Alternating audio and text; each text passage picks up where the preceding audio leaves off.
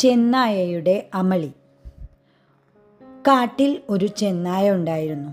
എന്നും വൈകിട്ടാണ് അവൻ ഇര തേടി ഇറങ്ങുക. ഇരയെ കിട്ടിയാൽ പിടിച്ച് മടയിൽ കൊണ്ടുവന്ന് മൂക്കുമുട്ടെ തിന്നും. പകൽ മുഴുവൻ ഉറങ്ങും. പിന്നെയും വൈകുന്നേരമായാൽ സവാരിക്കിറങ്ങും. അങ്ങനെ ഒരു ദിവസം വൈകുന്നേരം ഇറങ്ങിയപ്പോൾ ഒരു ശബ്ദം കേട്ട് തിരിഞ്ഞു നോക്കിയ ചെന്നായ തൻ്റെ നിഴലിനെ കണ്ടു.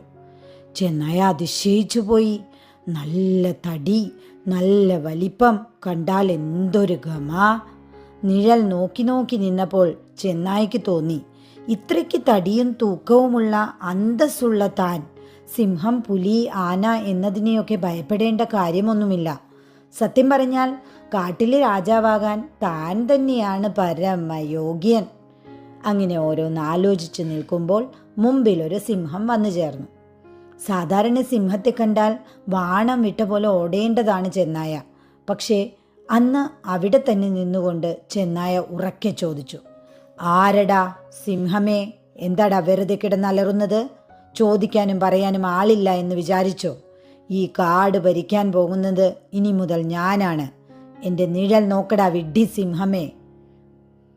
അത് പറഞ്ഞു കഴിഞ്ഞതും സിംഹം ഒരലർച്ചയോടെ ചെന്നായ ഒറ്റയടിക്ക് വീഴ്ത്തിയിട്ടു. ചാകുമ്പോൾ ചെന്നായ വിചാരിച്ചു, കഷ്ടം, ഇത്രയും അഹങ്കരിക്കണ്ടായിരുന്നു. അഹങ്കരിച്ചിട്ടല്ലേ എനിക്ക് ഈ ഗതി വന്നത്.